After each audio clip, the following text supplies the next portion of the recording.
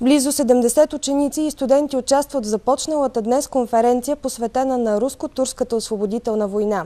8 доклада ще представят гостите в Москва, а варненските домакини участват с 6 реферата. Конференцията е част от програмата за годината на Русия в България. Повече от година са работили по докладите си московските ученици и студенти, а най-добрите, които дойдат у нас, са определени едва преди 3 седмици.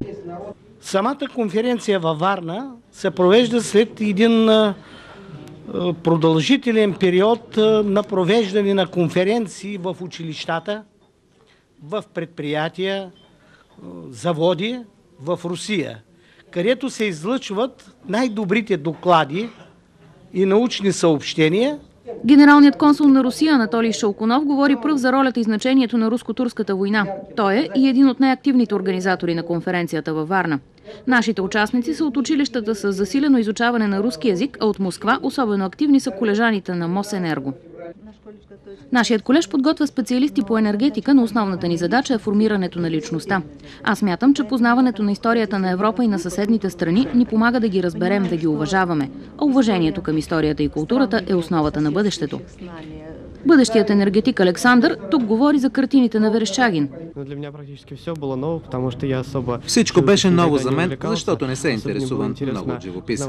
Най-интересно ми беше да науча повече за историите в отделните картини, за общата история, с която са свързани.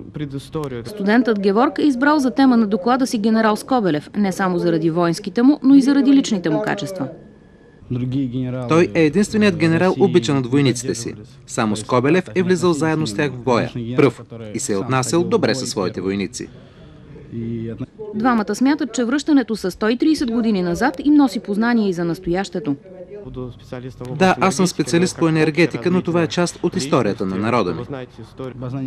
Искам да знам повече за миналото ни, за историята на държавата ни. Конференцията е част от проявите, заложени в меморандума, подписан през миналата година в Москва. През лятото руски ученици и студенти ще посетят градовете, свързани с руско-турската война.